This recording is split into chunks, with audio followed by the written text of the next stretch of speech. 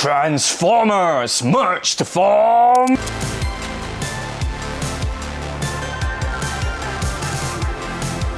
What's up everybody, my name's Kev and today we have something special for all you fans of the Autobots and Decepticons from what's possibly the best toy franchise from the 80s, because we're going to be looking at not one, but two of the original and the best combiners ever introduced. Today we have the Studio Series Generation 1 Decepticon Devastator made of the 6 Constructicons, as well as the Age of the Primes Autobot Superion made of these 5 Aerialbots. But let's talk more bots. So let's jump right in and see if these guys are more than meets the eye. So here we have our Constructicons and just a little bit of history to why these 6 little green robots are so popular and possibly, the most recognizable of all the combiners in the franchise.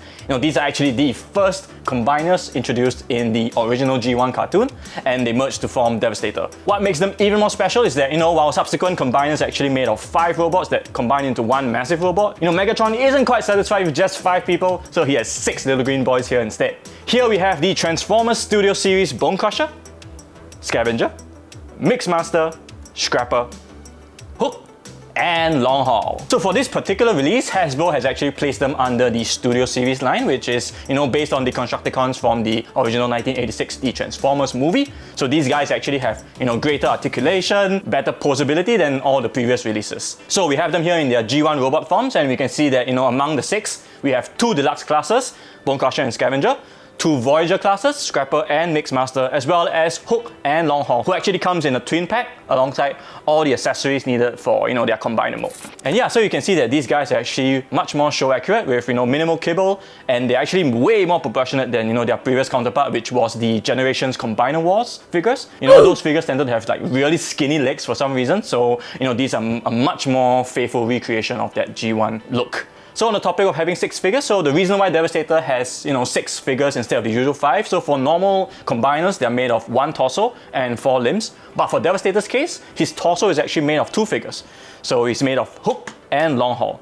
So we'll see if having 2 figures turn into their chests will lead to a larger combiner overall, but we'll take a look at that a little bit later. So we're starting off with their robot forms and not their vehicle modes because of the way the combining process actually works. It's much easier to transform them into their various limbs and their components when in their out mode. So let's get them in their out form, shall we? I'll be right back. Alright, and here we have the Constructicons in their out forms, and you can see here it's really a much bigger improvement compared to the Generations Combiner version. Usually when a figure goes all out to ensure their robot forms are show accurate, their out form usually suffers. That was pretty much the case with Mixmaster and Generations Hook, but you can see here these actually kind of look like the actual vehicles itself, so a really big improvement. These are pretty decent figures overall for what they are, and the piece that we saw earlier on actually turns into the trailer for Long Haul, and all the little bits and pieces that will go on Devastator actually joins up on the trailer itself, so that's a pretty neat touch. One more round of transformation to go before we can proceed to the main events, so let's get to it. So here we have our Constructicons in their combiner mode, so we can see that Hook and Long Haul becomes Devastator's chest. So previously what was the trailer is now the upper portion of his legs. Scrapper and Mixmaster will form the right and left leg, and finally Scavenger and Bone Crusher will form his right and left arm. The accessories that were on the trailer previously are now his arms, as well as his chest piece. As someone once said, Constructicons, merge for the kill! Alright, so let's get to combining. So first up with the chest, let's take Hook and Long Haul over here. So they combine right in the middle. It's gonna take some effort, but let's see if we can do it in one shot. There we go, his chest. So let's combine his chest to his legs over here. So there's actually a slot, there's actually a slot over here that will join to this little hole over here. And he just snaps into place, as such. Alright, hear that? And you can see that, they've taken some steps to make sure that his kibble at the back keeps, snug. You see that the 2 hanging parts actually combine over here so that they sit up, so they don't hang freely. So that's pretty cool. So let's move on to his arms first. Scavenger over here, he just bloop, slides in. And we'll do the same for Bone Crusher. There we go. So for the legs, there's a little bit extra steps over here. So for Scrapper, his legs actually slot into place like this and then snaps shut. like this, if I can do this right. There we go. And finally, for Mixmaster, he slides into place this way instead. Like this, slides in place, and his little tank at the back shuts to kind of tighten everything up. So next we have the chest piece. So as you can see, it kind of covers up that entire ugly hole over here. So it connects in 1, 2, 3, 4 areas. So let's just see if I can get that in one shot. I'll go connect the sides first. Maybe I'll connect the middle here now. There we go, that's a pretty satisfying snap over there. And everything else just slides into place. Finally, we have his arms. So they just slot in at certain points over here. There we go. And finally, over here. There we go. Alright, and here we have our combiners formed up into the Studio Series G1 Devastator. So here's what it looks like from the front. And from the back. And now from the sides. Overall, this figure is a pretty neat combiner. You can see that everything really fits in really very snugly. You see he has a really massive backpack, but it doesn't flop in the wind when you shake him or something like that. I guess one thing that fans don't really like about this figure is that he actually has off-center legs over here. You can see that they're not placed right in the middle. So I think the main reason why this was done is because, if they were to shift the leg pieces right to the center, and if he were to stand straight, his legs were kind of knocked together. From afar, it doesn't really look that bad. Only when you look much closer, then you can, kind of see that, it's kind of off center. And Mixmaster's little mixer really kind of hides it. It's only for Scrapper that it's very obvious. Alright, so let's take a look at some of the details of the figure as well as its articulation. Starting from top to bottom, here we go. So for his head, he can look side to side. Sadly, no looking up and no looking down. Let's move on to his arms. They have a full 360-degree rotation. They can swing out this much. And his elbows can bend this much. His arms can rotate all the way. And his fingers actually have some articulation, although it's not an individual finger articulation, so that's kind of disappointing, but beggars can't be choosers, right? So we move on to the middle. He actually has waist rotation. That's pretty neat, but no ab crunch. So yeah, you win some, you lose some. Alright, so moving on to his legs. His legs can kick forward. So you hear that ratchet joint? Yeah, that's a really satisfying ratchet joint over there. It can go out this much and back this much, blocked by his backpack. He can do a full split. His legs can rotate here. His knees can bend. Once again, hear that ratchet joint, amazing. And he has ankle tilt on both sides. There we go. Alright, in terms of accessories, Devastator only comes with one, and that's his blaster, which is made of 2 pieces. So unlike the rest of the accessories like his chest plate and his arms, these 2 pieces don't actually come in that combiner pack with long haul and hook. Instead, they come with Scrapper. So yeah, you just need to take these 2 pieces, combine them together over here, and that's it, you have his gun. And you can see here, the gun actually doesn't have a handle. That's because he doesn't actually hold it like an actual gun. The gun actually packs onto a little hole over here at the top of his fist. So this might be a defect with the unit we got, but on our figure, the pack actually packs into the slot really loosely, as you can see over here. Let me just lift up his arm. You can see that the gun, it doesn't want to stay straight. It keeps flopping. So this kind of affects the amount of dynamic poses that this guy can get into, which is kind of a shame actually. So all the other weapons that were seen in the various individual Constructicons can also be packed into tiny little slots and holes all around Devastator. So I'm just going to plug in a few. For example, we have one over here, we have a few here, and there's 2 at the back that you can use to place the guns. So yeah, not really kind of any play feature per se, but it's kind of nice to have storage for all your little bits and pieces. Overall, this is a really impressive combiner form, apart from that issue with the looseness of his weapon and that off-center knees. He feels really solid in hand, and this will definitely allow, collectors to pose him in much more dynamic poses without the fear of everything, falling apart. And it's a really, really snug fit overall. And you know what else is pretty snug? A Secretlab chair. At Geek Culture, Secretlab is our everyday ergonomic buddy. Whether we're making videos, writing up a storm, or gaming for hours on end, we are comfortably seated and feel right at home without the aches and pains. Secretlab provides ergonomic support from head to toe, with a dynamic lumbar support system that adapts to your movements along with a proprietary medium foam cushioning that optimizes pressure distribution. They even have accessories like the ergonomic recliner add-on to keep your legs elevated and well rested at any angle you like. For more information, check out secretlab.co. But wait, there's more! So now that we have given the Decepticons a spotlight, let's show some love to the Autobots and bring out the Aerialbots, who will combine and form the very first Autobot combiner, Superion.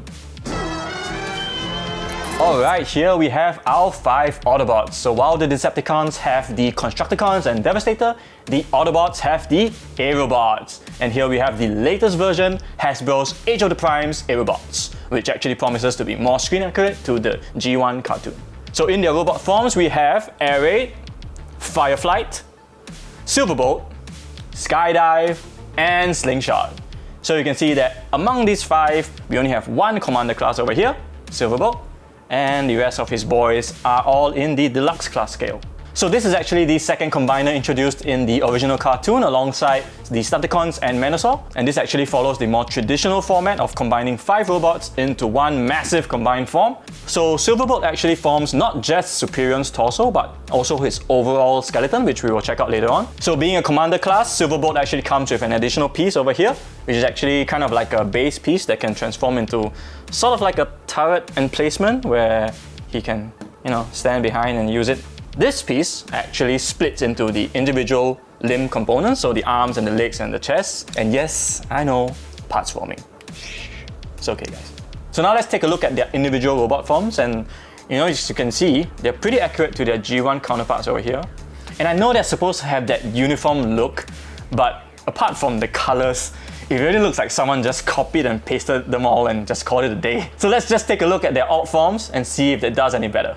And here we have our jets ready for takeoff, and to nobody's surprise, they look pretty much exactly the same, apart from, the colors and of course, Silverbolt, which is a slightly larger plane over here. The previous base piece now transforms into this kind of section over here, and what this does is actually, it connects to the plane over here. It connects like so, and this. And we'll take his gun and place it here. And this actually forms sort of a elongated kind of super jet. But yeah, apart from using it that way, this base piece doesn't really have a purpose per se. So it's kind of disappointing that they didn't kind of think of another use for this so that people can have something to show if they don't want to display in that big jet form, because for now, all you can do is just place it at the side.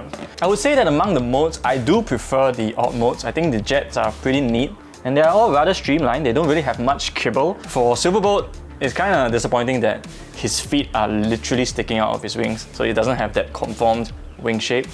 And Superion's head is just hanging out back here. So yeah.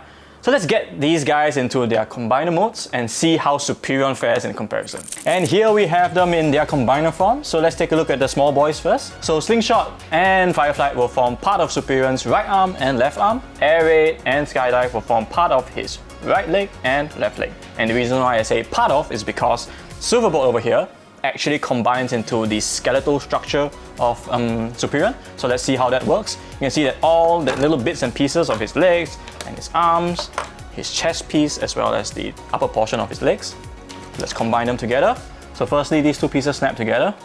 There we go, it snaps together like this, and it connects securely in place. There we go, and it connects securely in place so that everything is flush. And his chest piece closes up to cover that gap. There we go. And his legs slide in over here. So you just take his legs and slot it in here.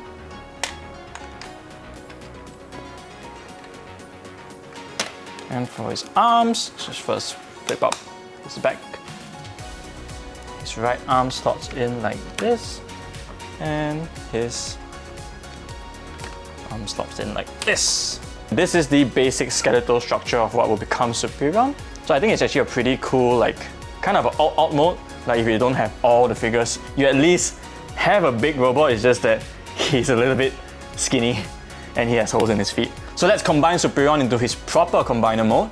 So starting with his arms. So for his arms, the transformation takes a little bit of extra steps. So firstly, you can't just transform his arms straight off from his skeletal structure. You kind of need to remove this skeletal piece first. And now this skeletal piece is a bit tricky to remove because of the way it's attached and what piece is attached on.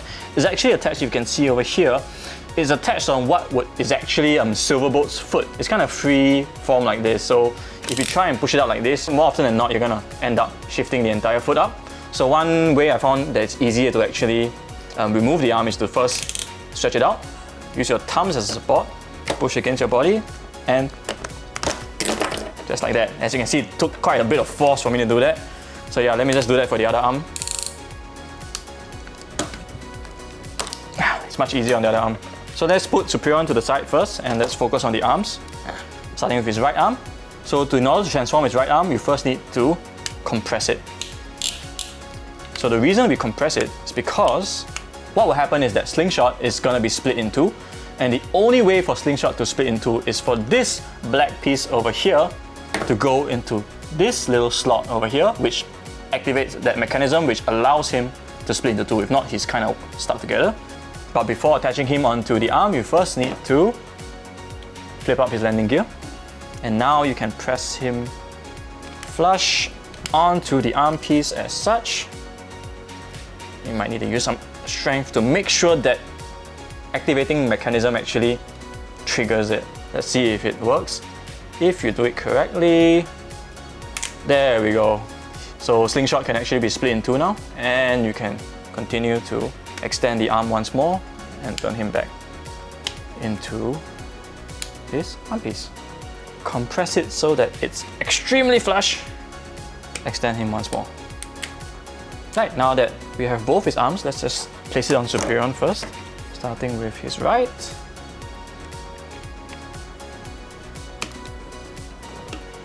And his left.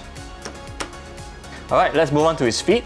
His feet don't actually combine into his legs per se. All they pretty much do is sit on the back of Superion, like so. And the only reason they exist is to activate this little panel over here. So let me use my finger as an example.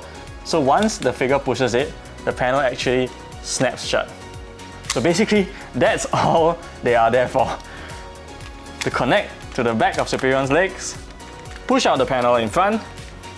Let me just see if I can get it a better way. Connect to the back, push out the panel, and that's it. They just hang at the back. Push him into place just like that to close that panel.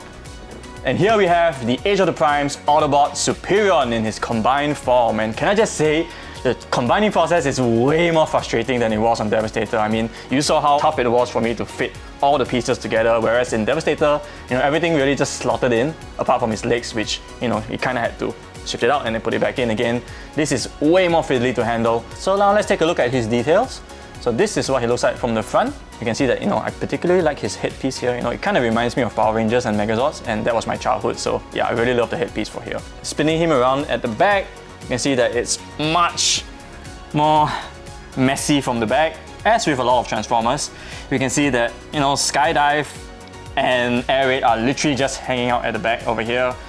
See, there's a lot of clutter. The backpack is actually Silverboat's plain foam. And you can see that even his arms, the way that the wings are folded, you can see that there's this pretty unsightly back panels. It would be nice if, they kind of made it so that when the wings turn, it would show this instead of this ugly back panel. But yeah, let's just take a look at his sides over here. And finally, over here. Alright, so now let's move on to his articulation. Once again, we're going to be heading from head to toe. For his head, he can look side to side. He can look up slightly and down slightly. For his arms, we have 360 degrees rotation, and here that ratchet. It can go up this much. Once again, ratchet joints. His arm can swivel slightly. And he can bend this much. Once again, ratchet joints. His hands can swivel like this, although he doesn't have that finger articulation that Devastator did. Alright, let's move down to his chest. Once again, that beautiful waist swivel, but no ab crunch. Moving on to his legs. He can do the full split. He can kick out, but you need to remove the piece over here. He can kick out this much. And he can almost, nope, he can kick back completely. Let's move on. His legs can swivel like this, although the back piece do get in the way. His knees can bend this much. And finally, just like Devastator, he has a glorious ankle tilt. This ankle can literally tilt like this.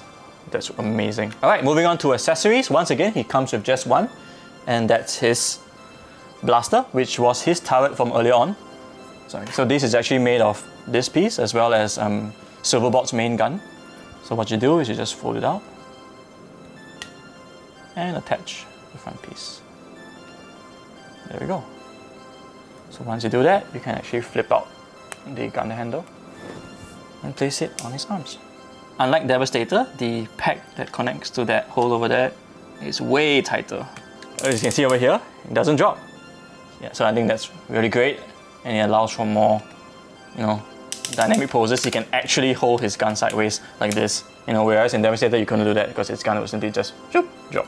And another thing to mention is that, as you may have seen, all the guns from the various alt mode can actually be kept on the wings of the plane throughout the entire transforming process, which is very nice to see, which is also kind of serves as storage. But if you don't want to, you can always just remove them. Overall, I think that what Superion lacks in terms of his aesthetics or the difficulty in terms of his combination, it really makes up for it with its articulation. I mean, there are so many ratchet joints to help him keep his poses, and that ankle pivot is just chef's kiss. I just wish that they could have done, much more in terms of his lower body, and it's not just hanging at the back. Like if they could figure out a way to, incorporate the front of the planes to kind of stick out from his legs, but if they do that, it won't be as comic accurate, so I get why they chose this way instead.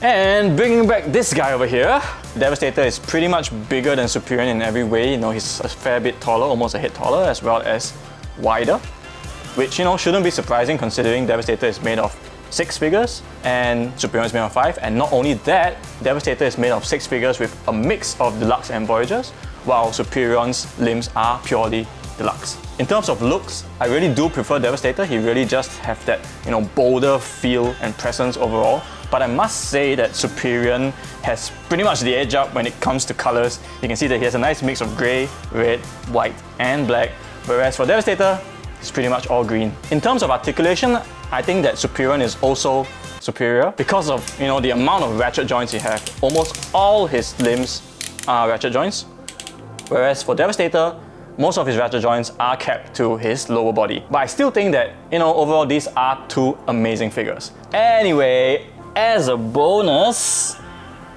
let's compare them to Menasor, the other combiner made of the 5 Constructicons. Here you can see that Menasor's transformation is pretty much almost identical to how Superion works, down to both that lower component sticking out behind the lower limbs, as well as the arms being a skeleton followed by an out mode hanging on top. For our copy of Menasor though, you can notice that it's a little bit bigger than Superion, and that's because we do have a third-party upgrade kit installed, so that's why he's bigger than Superion, but still smaller than Devastator, slightly, meaning that his original size would actually be more in line with Superion. And there we have it, our 2 combiners, the Studio Series Decepticon Devastator and the Age of the Primes Autobot Superion. So what do you think of these 2 combiners? Will you be getting them? Or rather, which bots are you guys missing before you complete each set?